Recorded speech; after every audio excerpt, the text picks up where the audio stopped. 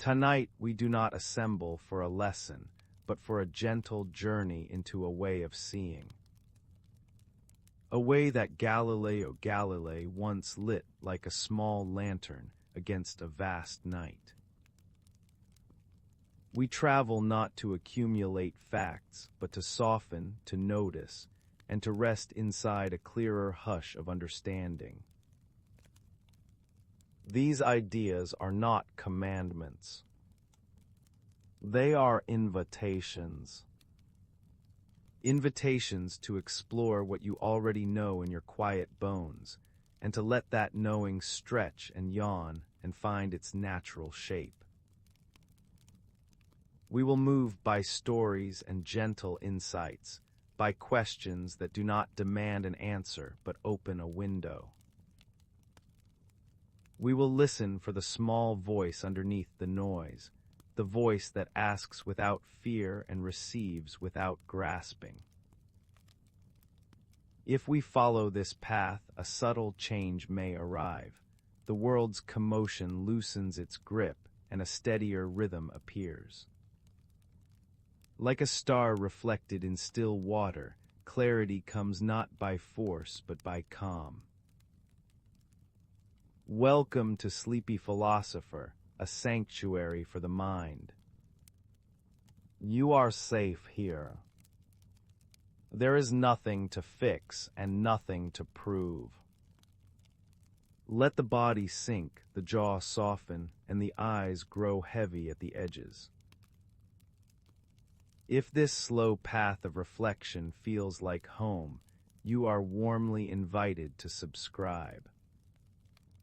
And only if you wish, share in the comments where you're listening from and the time there, like tiny coordinates in our shared night sky. Let's take a first soft breath together. In through the nose. Out through the mouth. Our journey begins with a single strand, a luminous filament that has guided explorers and poets alike. The first step on our path tonight is the thread of curiosity. Curiosity is the first stir of the heart seeking understanding. It is the gentle leaning forward of awareness, the way a flower tilts toward light without knowing why. It lives in each of us, waiting beneath the day's instructions and the clamor of certainty. When we meet it, we are reminded that learning is not a race, but a listening. Galileo's life hums with this listening. He showed us how wonder can be patient, how it can outlast doubt and weather the winds of opinion. Curiosity for him was not a loud hunger, but a steady pulse.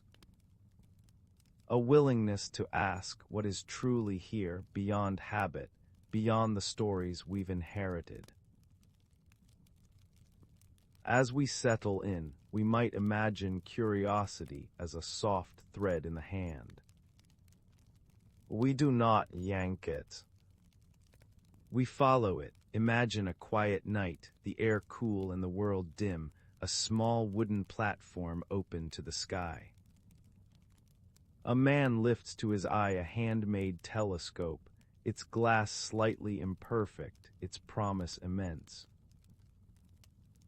Night after night he looks, and on certain evenings he sees, beside the bright planet Jupiter, tiny points of light. They shift their places, not wandering aimlessly, but dancing in a pattern. He sketches, returns the next night, sketches again. Slowly he realizes, these lights are not distant stars, but moons circling Jupiter. A small truth, quietly radical, revealing a new order. In 1610, he gathers these sightings and sends them into the world as a slim book called Sidereus Nuncius, the Starry Messenger. No trumpet, no thunder. Just a man looking carefully, honoring what he sees, and letting vision become knowledge. The sky did not change that winter. His seeing did. And through that seeing, the world's story slowly softened and reshaped itself. And so this ancient noticing finds its echo in our lives today. The modern sky is different, not a field of stars, but a field of notifications, headlines, opinions, bright, urgent, and endless. We can feel pulled by them, hurried by them, and yet remain untouched by true understanding. Curiosity invites another pace. It asks us to bring the telescope inward, to look gently at our own experience and say, what is actually here? Not what I fear, not what I assume, but what is present now. Perhaps in your evening there is a soft lamp, a quiet breath, the weight of a blanket. Perhaps there is a feeling that rises and falls like a small tide. Let curiosity meet it without judgment and without hurry. If you like, try this simple practice. Soften your gaze, let the shoulders drop, and breathe in slowly. As you breathe out, ask inwardly, what would I notice if I were not rushing to decide? Allow this thought to sit quietly with you. How might true curiosity guide you past the noise into stillness? Hold the question lightly, the way Galileo held the night, patiently, without forcing an answer. Let it be a small star at the edge of your attention as you drift, and the rest will unfold. Last time we held a quiet thread of curiosity together, noticing how gentle attention can soften the world and make it more honest. Tonight we take the next step. We turn that same softness toward the vastness that once pressed against Galileo's window pane, the unknown. There is a simple truth we can share. Every true discovery begins where certainty thins. It happens at the shoreline of what we think we know, where the familiar sand ends and a dark, glimmering sea begins. We do not need to jump. We only need to stand near the water and listen. And so we arrive with Galileo beneath a winter sky. The air is small and crystalline. Each breath seems to chime. He rests a palm against the cool wood of a makeshift platform and lifts the imperfect tube to his eye. On the night of 7 January 1610, he notes 3 tiny points of light beside Jupiter, stars, he thinks at first. The next night they have moved. He keeps watch, sketching quietly, dot after dot, until 13 January, when 4 lights finally greet him at once.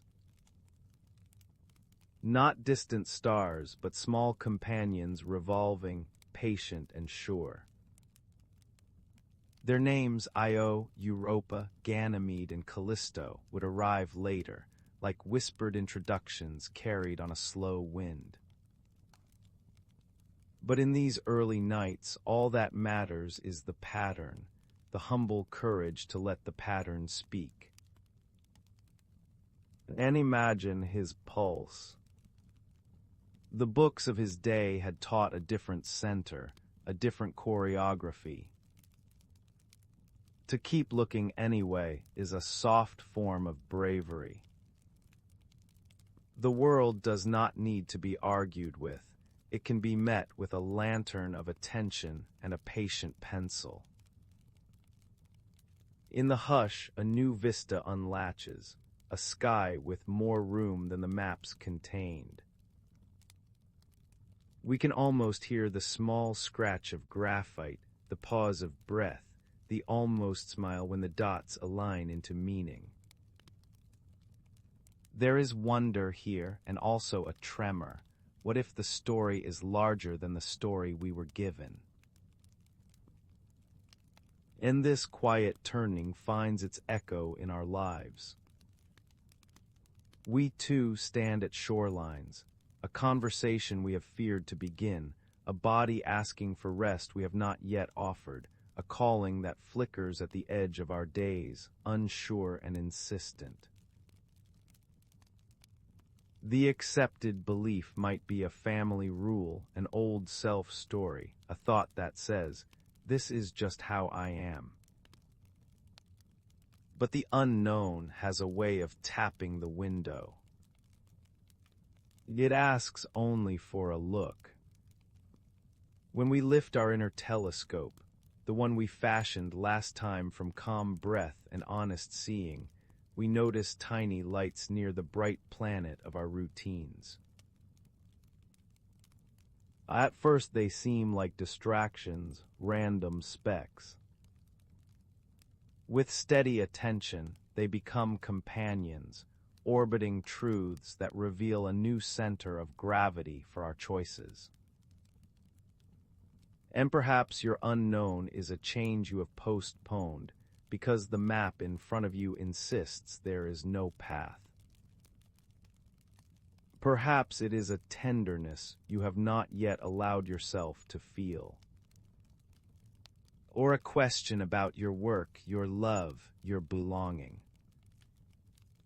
Notice how the mind wants to settle on certainty quickly, like a bird landing on the first available branch. Tonight, we practice hovering for a moment longer in the gentle air. We do what Galileo did not with argument, but with rhythm, returning, observing, noting small shifts without forcing the plot. Then let us take a soft breath here. In, and out. Feel how breathing is a lesson in trust. The body knows the way back from the edge of the shore with each tide of air. We can trust the unknown a little more when we are willing to stand with it, to listen for the quiet gears turning beneath the night. And if fear arises, it is allowed. Imagine setting it beside you like a small traveling bag on the bench. You do not need to carry it pressed to your chest. You can rest your hand upon it, acknowledging its weight, and still lift your gaze to the sky. Courage in this softer tradition is not the absence of trembling. It is the willingness to watch the dots move for one night more. And so, as we drift toward rest, we can let the pattern form at its own pace. The old story of "I must know before I begin" can loosen its grip. The new story is humbler. "I will begin by looking." This is how vistas open. This is how our life becomes a broader sky without any need to force the dawn. And if you like, place one hand on your heart and one on your belly. Let a slow breath arrive. Now a question to tuck under your pillow. What unknown within your life invites exploration, even if it brings trouble or change? Do not answer it quickly. Let it be like Jupiter at the center of your night for a while, with small lights near it that you will notice again tomorrow and the next day. Allow this thought to sit quietly with you as you rest inside the wide, kind dark. And we will keep watching together. There are tools that do more than extend our reach. They widen our way of seeing. Galileo's telescope was such a tool, a small tube of wood and ground glass that acted like a key, slipping quietly into the lock of the night and turning the sky open. Not only an instrument, but a new lens for the mind, a reminder that reality is often larger than the frames we've been given. We've been walking together with patient curiosity, learning to return and look again, to let the world reveal itself at its own pace. Tonight, we lift a new lens to that same patient gaze. A lens does not create new stars, it simply lets us notice what has always been there. It clarifies the familiar, revealing edges and textures we had assumed were smooth. Think of how a window looks after the first rain, the world beyond suddenly crisp, the branches and rooftops almost leaning closer. A lens does this for the mind. It shifts what is near and what is far. It rearranges significance without aggression, quietly, decisively. And when the frame changes, so does the story we tell ourselves about what is possible. Let us take a soft breath here, as if polishing that little circle of glass with the sleeve of our listening. Imagine Venice in late summer, 1609. The air over the lagoon carries a bright salt, and the sky is a deep wash of indigo. Up the long stone steps of St. Mark's Campanile, the bell tower that watches over the city, men climb slowly, hands trailing the cool wall. At the top, Galileo lifts a narrow tube and invites the Venetian senators to look. They peer across the water and find ships that, to the naked eye, were invisible, sails like small stitches on the far horizon. The lens does not change the ships, it changes access. It moves the future closer by a few silent hours. In nights that follow, the same tube is tilted upward. The moon's face, long assumed to be a perfect mirror, shows shadows scalloped along its rim, hints of mountains and valleys casting delicate darkness. The heavens, once thought polished and pure, appear textured, almost earthly. There is a tender astonishment in such moments, not a thunderclap but a deepening. What we assume to be smooth reveals a grain, what we thought centered reveals a dance. A lens, held steadily, becomes a teacher of humility, of seeing more by insisting less. And so this quiet shift finds its echo in our own lives. We live with lenses we didn't know we were wearing, habits of interpretation, inherited maps, the glow of screens that narrow our view to a strip of news or a corridor of opinions. Sometimes a new lens is not an object but a practice, a question asked gently, what else might be true here? Or a movement of the body, a walk at dusk when the streets are calm and the mind loosens. Or a conversation with someone outside our usual circles who offers angles we cannot imagine from our well-worn path. A lens can be time itself, stepping back 3 breaths before replying, or stepping forward a month in imagination to ask what will still matter. It can be the deliberate widening of context, reading the whole page rather than the headline, listening for the failing beneath the words. In this way, the telescope becomes a metaphor we can carry into our day, not to stare harder but to look more kindly, not to stretch willpower but to refine attention. The world hasn't changed, our access has. Perhaps tonight we can try this together. Bring to mind one place in your life that feels too near, pressed up against your face so you cannot see its shape, an uncertainty, a decision, a loop of thought. Imagine stepping onto your own quiet tower, above the noise just enough to feel a breeze of perspective. Hold a small telescope in your hands. First, widen the view. Zoom out until this moment is held within a larger horizon, the season, the year, the whole arc of who you are becoming. What softens when the frame expands? Then zoom in with equal tenderness. What fine textures appear in this situation? The small kindness, the overlooked option, the hint of movement at the edge. Allow this way of seeing to rest with you. Ask, without urgency, what telescope might I use to see past my current limit into possibility? It might be a breath, a book, a long look at the moon, a new question, or the willingness to climb a few more steps toward clarity. Let the lens gently adjust itself, nothing to force, nothing to fix. Only a vision opening as we turn the glass toward the night and trust what begins to come into focus.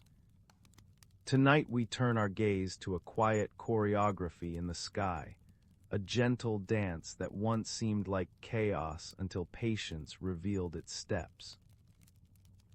We had been taught that everything revolved around us, that our familiar ground was the natural center. But there, through a humble tube and an honest eye, a new arrangement appeared. Small lights moving not around the Earth, but around Jupiter, tracing circles within circles, a calm rhythm inside the night. How remarkable that what looked like scattered motion became harmony when seen again, and again with soft steadiness. This is our first key this evening. When we let the story loosen its grip, when we attend without hurry, order sometimes shows itself in places we never considered. Not as a rigid law, but as a kindness in the fabric of things. Let us move gently, letting breath set the pace. Inhale, noticing the space that opens. Exhale, letting the world be as it is. And in that slow rhythm, we begin to hear the music of the spheres not as theory, but as felt simplicity. Imagine a desk lit by a small candle, a page open, the night air cool on the hands. Each evening, the same planet, Jupiter, is visited in the glass.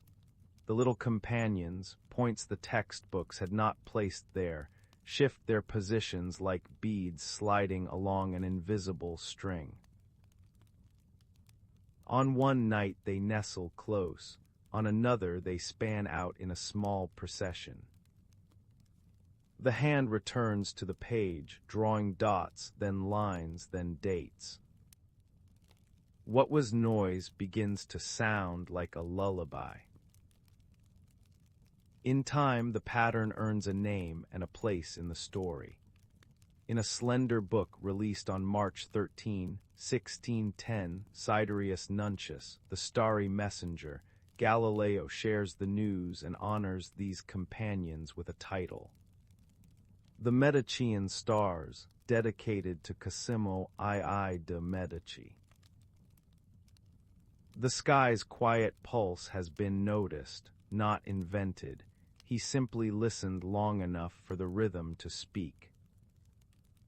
And what a soft revolution, a center displaced not by argument but by the patience of watching. And so this ancient noticing finds its echo in our own lives.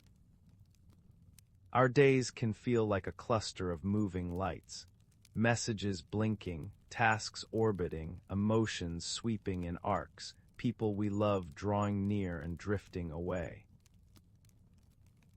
At first glance, it is all swirl and interruption.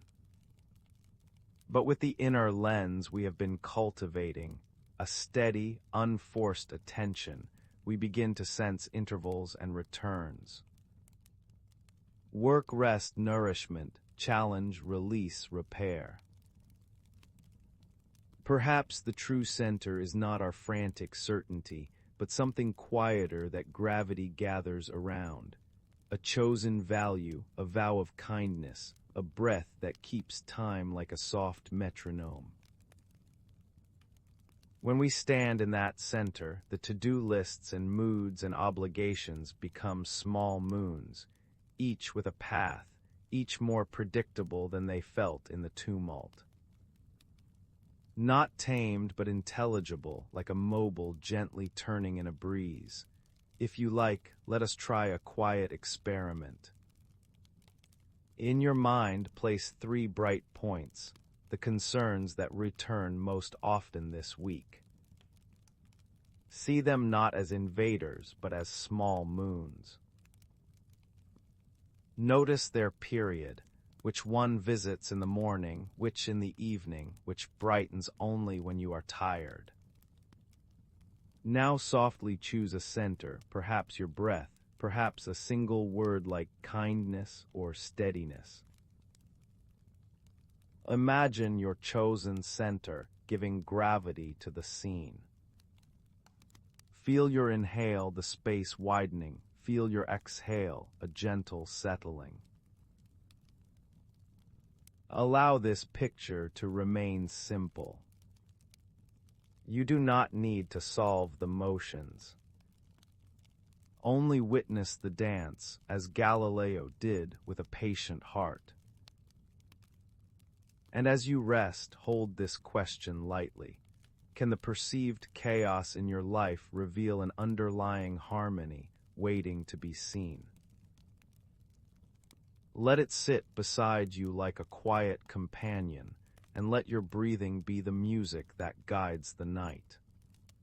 There is a quiet threshold in any true inquiry when seeing becomes saying, when a private lantern is lifted so others might share its light. Tonight we arrive at that threshold with Galileo's little book, the Starry Messenger, a slender vessel that carried a sky across paper. It did not shout, it rang like a distant bell, a tone that keeps traveling through the centuries. We have walked together with patient eyes, with a handmade lens and a humble platform, returning to the same patch of night until a new pattern emerged. Now, the journey asks something different of us, the courage to let discovery speak. The Starry Messenger invited a world steeped in certainty to consider a fresh arrangement of lights and centers. It was not an attack, but an offering, a lamp placed in a long corridor of shadow. And in its echo we can hear a gentle instruction. When clarity arrives, however softly, we are called not only to witness it, but to share it with care.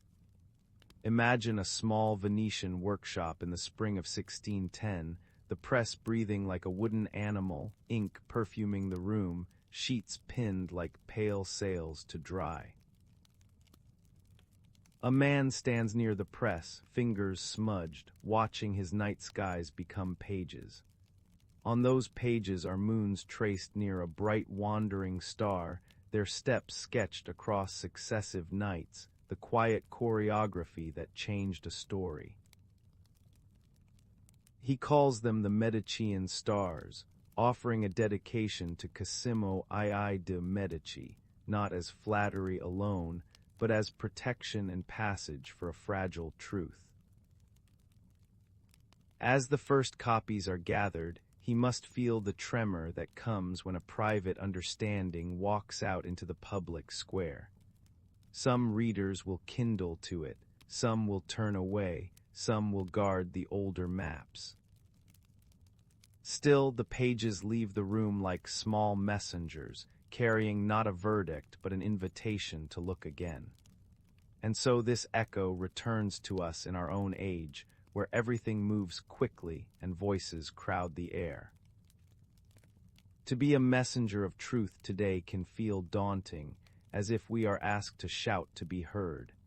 But the Starry Messenger reminds us that truth can travel by whisper and still arrive.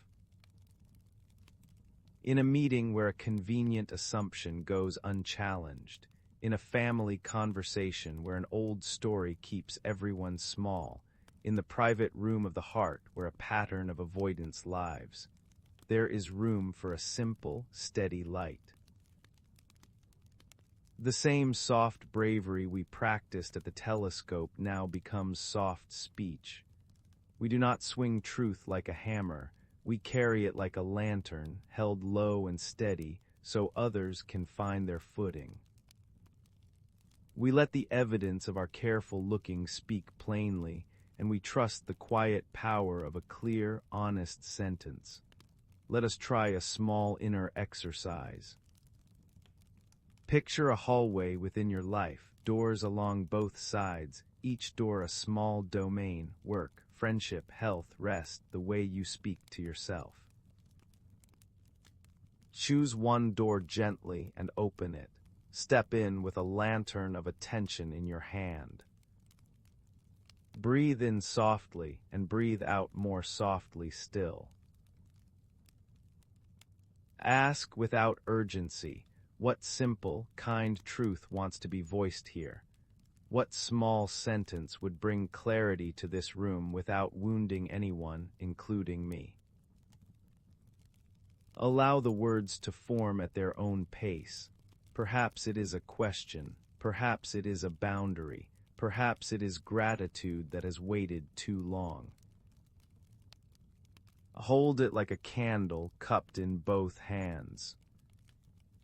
As you exhale, imagine releasing this message into the corridor, trusting it to travel where it needs to go.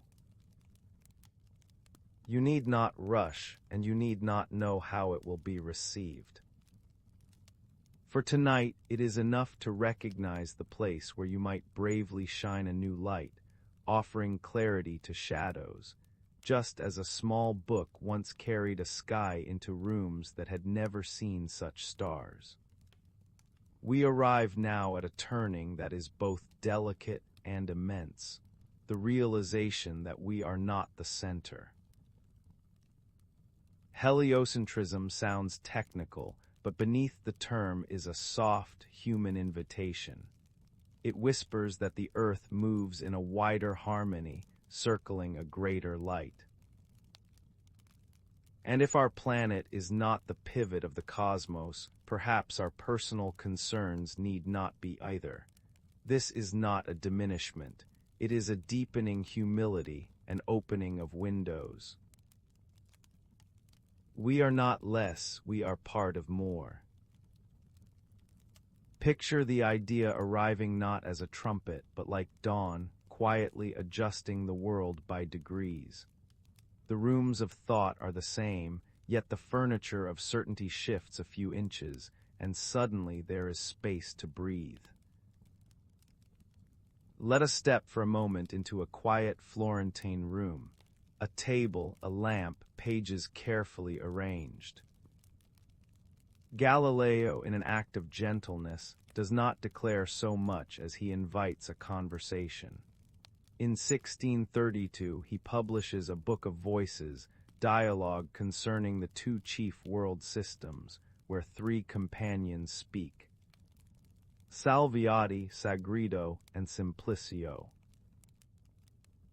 Instead of a single pronouncement, he sets chairs for differing views and allows them to orbit each other. The book compares the earth-centered story with the sun-centered one, not as a quarrel, but as a thoughtful dance of reasons.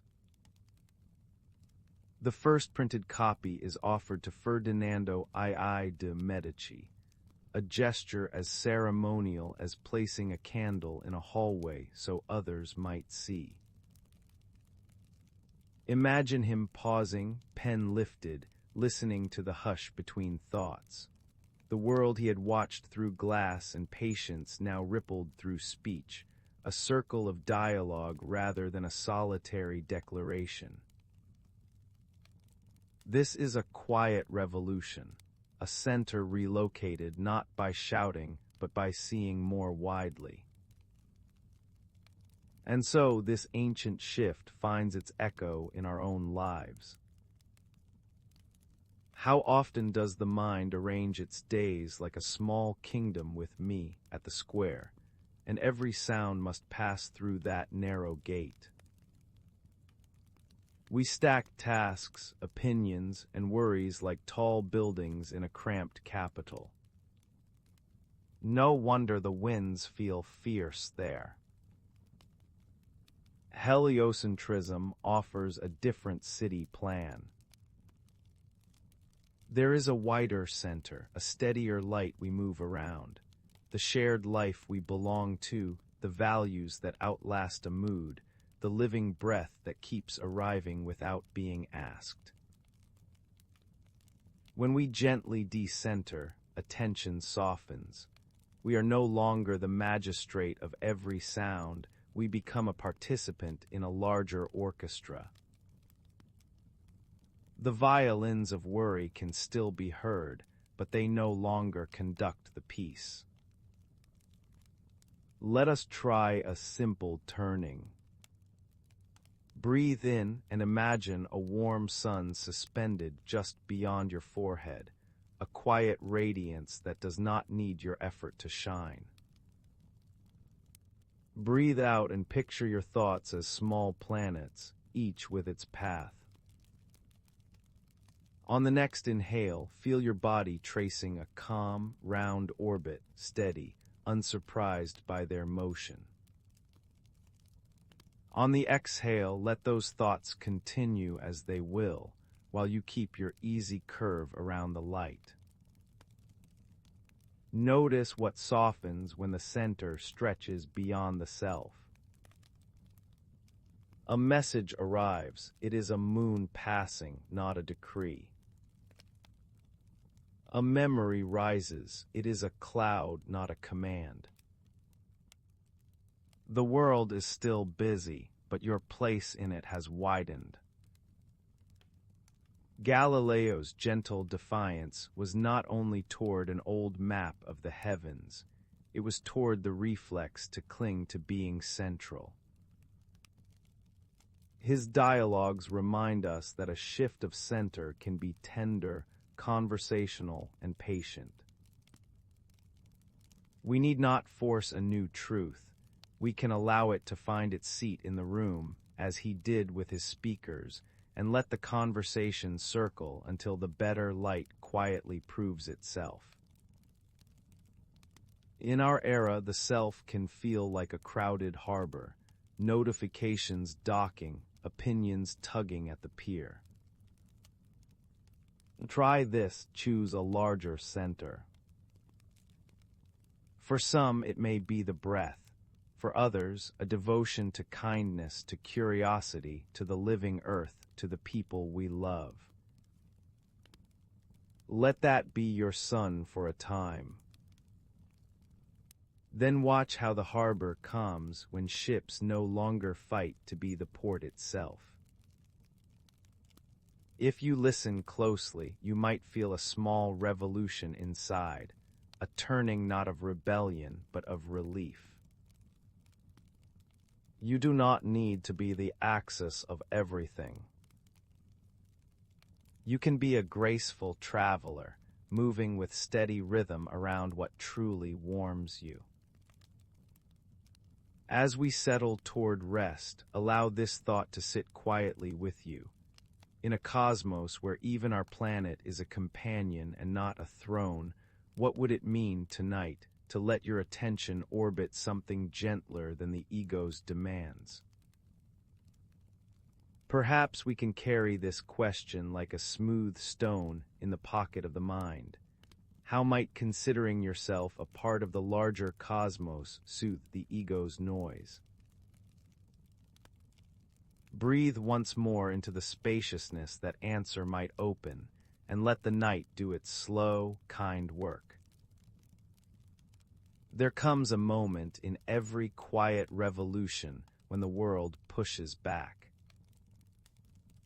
We have spent our earlier steps learning to look gently, to move the center, to listen with our inner telescope. And yet, when a new seeing begins to glow, the air around it can grow colder. Trials arise not to punish, but to test the warmth and steadiness of that glow. Tonight we walk with Galileo through such weather. We consider how truth, even when whispered, must sometimes pass through corridors of doubt and rooms of resistance. This is not a march with banners. It is the soft, enduring posture of a person who keeps returning to what is actually there, even when voices say, "Look away." The lesson is not aggression. It is persistence, like breath, arriving, departing, returning again. Let us rest our attention on this understanding, that the path of honest seeing may ask us to be patient through misunderstanding, to keep a small inner fire alive while the wind tests every seam. Take a slow breath here, as if cupping that flame with your hands.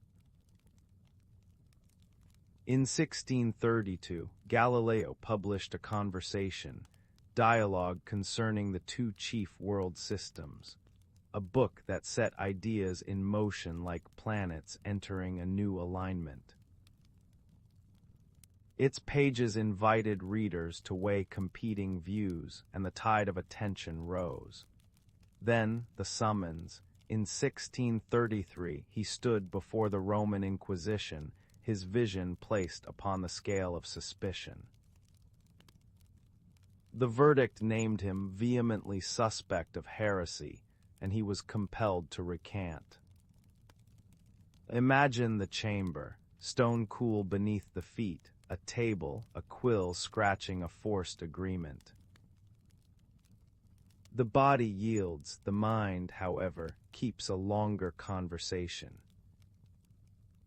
After the sentence, his world narrowed to house arrest, and the horizon he loved was mostly window. Yet even there, the practice continued. He returned to the craft of seeing, to the mathematics of motion, writing what would become two new sciences in 1638. Picture him at a desk, evening settling around the ink, testing thoughts like stones for their weight and shape, building quietly from what could be measured, felt, repeated. The grand debate became a patient workshop. The telescope had been a device, now perseverance was an instrument too. And the truth, though slowed, kept walking. And so this older story finds its echo in our own lives. Not all trials wear robes or carry verdicts. Many arrive in subtler clothing, the raised eyebrow at a family table, a cautious email, a silence in the meeting after you suggest a different way, the inner chorus that wonders if you should abandon what your clear seeing has shown. We each have our inquisition, sometimes with no judge but our own fear. In such moments our earlier practices return, the gentle decentering, the quiet observation, the lantern of attention. We do not need to shout our discoveries, we need to keep them company. To sit with the evidence of our experience, to test it kindly, to revise when the facts ask us to, and to remain with it when doubt drifts in like fog. Persistence here is not stubbornness, it is fidelity to honest seeing. Notice how the breath demonstrates this. It does not argue its way back, it simply returns. Let us try that now, one soft inhale, one softer exhale, like a tide assuring the shore that it will come again. As you settle deeper into rest, you might turn the inner telescope gently toward a single question. Where in your life does persistence in truth feel like a struggle worth pursuing? Not a grand crusade, just one modest place where honest seeing asks to be kept. Perhaps it is a conversation you owe yourself, a habit asking to be revised, a small boundary that would let your days breathe. Allow one clear observation to step forward, simple and specific. Ask, what evidence have I already gathered? What would a single, kind step look like? Hold that step like a smooth stone in your palm. Feel its weight, feel your willingness to carry it tomorrow. And if uncertainty knocks, let the breath answer in your stead. Arrive, depart, return. Let this thought sit quietly with you as you drift, that trials do not dismiss the truth, they temper the one who tends it. Rest now beside that steady warmth, and let the night keep watch. After long seasons of questioning, there is a quieter valley beyond the ridge of debate, a place where understanding settles like evening light on a hillside. Galileo knew something of this. Not only the discovery, not only the public clamor, but the calm that arrives when a pattern reveals itself. He found a serenity in the way the universe moves, how bodies fall, how arcs curve, how time keeps measure. And this serenity did not depend on victory over opponents, but on a patient friendship with truth. Tonight we walk toward that same hush. Anand imagined this, an older scholar at his desk, the room gently dim, paper breathing under his hands. The world outside is still, and the window frames a sky just after sunset.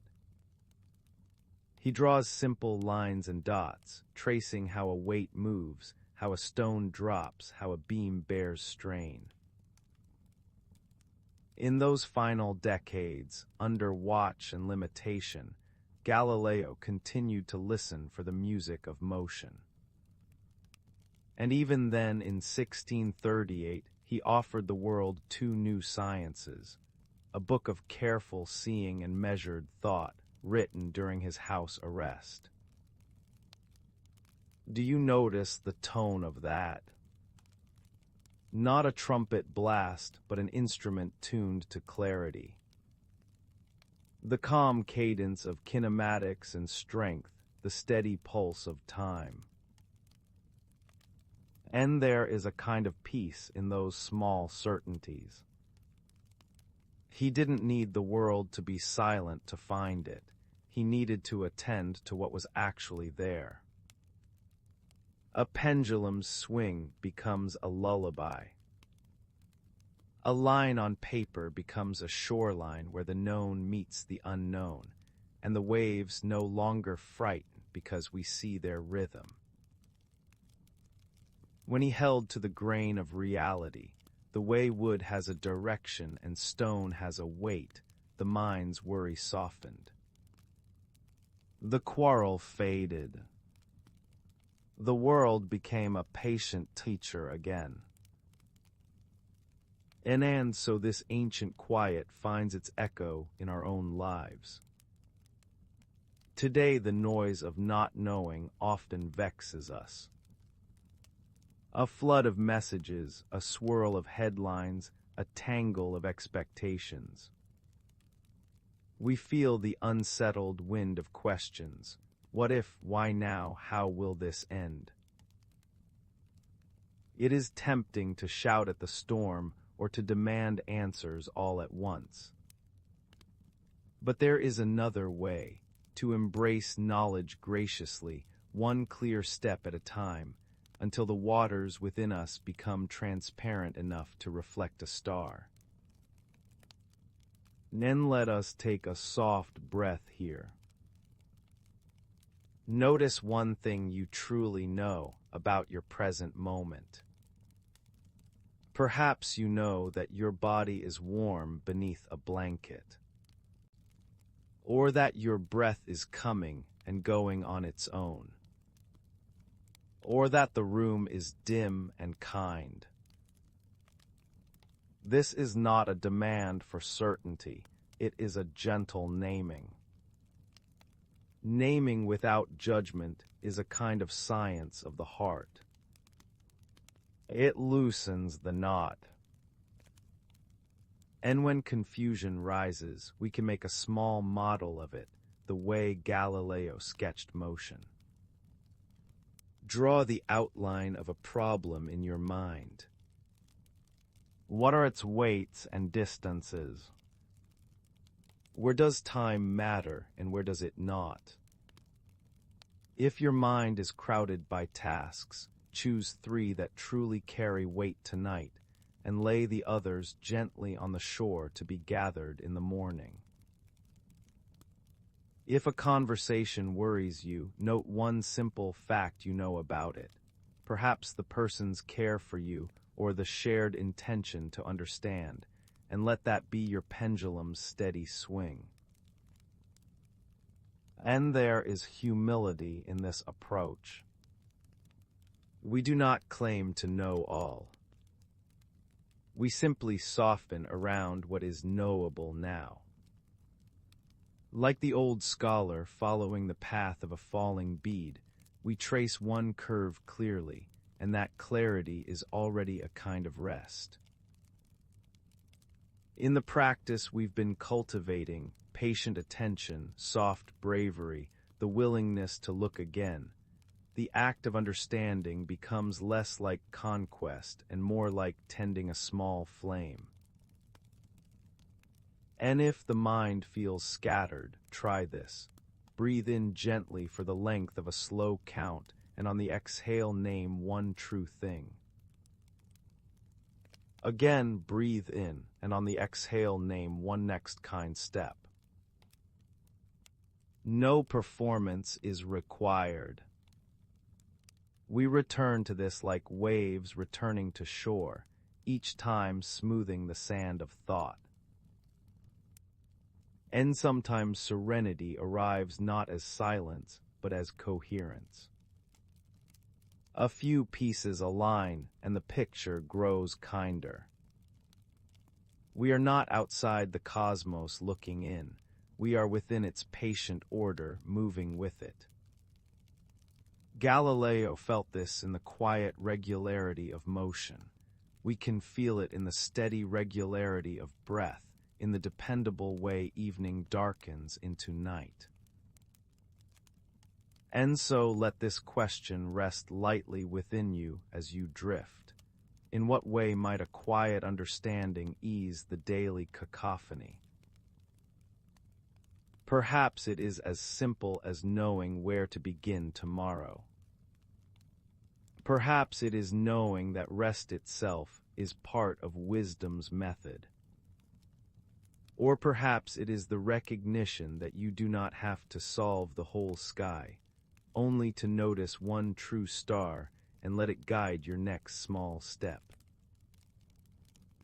And before sleep, choose a single knot and loosen it with 3 gentle truths.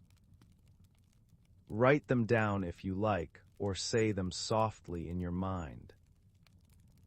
Then give yourself permission to set the remaining threads aside until morning. This is not avoidance. It is a graceful rhythm of inquiry and rest, of knowing and letting be. And as you settle, feel the mind like a harbor at evening, the water smoothing, the boat of your attention coming to its mooring. The world contains enough order to carry you through the night, and enough mystery to keep you tender. Let understanding be your small anchor. Let calm find you. And sleep. In this quiet stretch of our journey, we turn to a gift Galileo left not only to science, but to the way a mind can live. A legacy of daring to think differently, of gently rearranging the heavens inside us so we can see anew. It is not the daring of noise or combat, but the courage to allow a fresh angle, a new window, a second light upon what we thought we knew. This legacy invites a mind that bows to awe, that welcomes other perspectives the way a garden welcomes rain from different skies. Let us rest with that invitation for a moment, the invitation to envision the universe again and again and again. And there is a scene, soft at the edges, near the twilight of his life. In 1638, after storms of controversy had passed over him, Galileo's hands still worked quietly over pages that would become his final testament. Discourses and mathematical demonstrations relating to two new sciences. It was published in Leiden by the house of Elsevier, far from the courts that had tried to silence him. Imagine the room, a lamp with a steady flame, pages arranged like small tiles becoming a mosaic, and an old man who refuses to harden into certainty. Instead of a single voice, he composes a conversation. Salviati, Sagredo, and Simplicio, three temperaments seated at one table, examining strength and motion, testing ideas the way you might test a bridge with careful steps. Even the conservative Simplicio is given more nuance now, no longer a mere foil, but a real voice with reasons, doubts, and human dignity. Galileo's late style becomes a sanctuary where viewpoints meet without shouting, where thought becomes a listening. In those dialogues, you can hear the wind pass through different instruments, one melody carried by many reeds. And so this old wisdom finds its echo in our own lives. We live amid many windows, the colleague whose experiences shaped a different map, the friend who senses patterns we overlook, the quiet stranger whose story bends our assumptions. Our inner telescope, the one we have been crafting together, can turn not only toward distant stars, but toward the constellation of perspectives around us. When we let multiple voices sit at the table of our attention, we loosen the grip of anxious certainty. Disagreement becomes whether moving over a steady field, not a storm that must uproot the soil.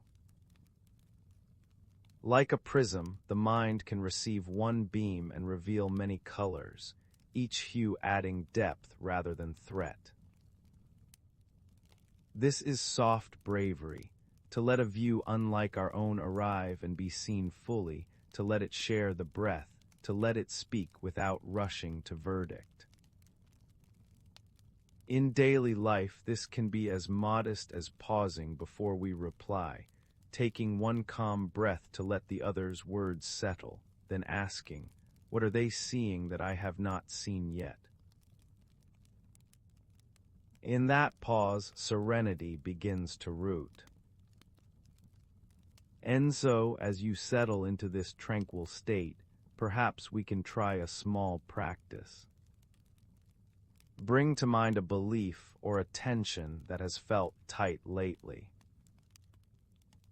Now imagine creating a round table in your inner room and invite 3 chairs, one for what you already think, one for a careful skeptic, and one for a curious friend whose only task is to ask warm questions. Let them speak in turns, gently, without winning. Notice what softens when you do not rush to protect your first thought. If a new perspective arrives, do not demand that it replace the old. Let them coexist like 2 trees whose roots intertwine beneath the same earth. Breathe slowly here. Imagine your mind as a garden and these differing views as colors in bloom, not weeds to pull, but varieties to tend. Ask yourself quietly, how might welcoming another view help me rest more easily within my own? Allow this question to sit with you like a seed in evening soil. How might embracing diverse views nurture a garden of serenity within you? Let the breath water it. Let the night keep it safe. And without haste, let the legacy of Galileo's many-voiced page become your own way of seeing, calm, capacious, and kind. At the end of our wandering, something quietly unveils itself.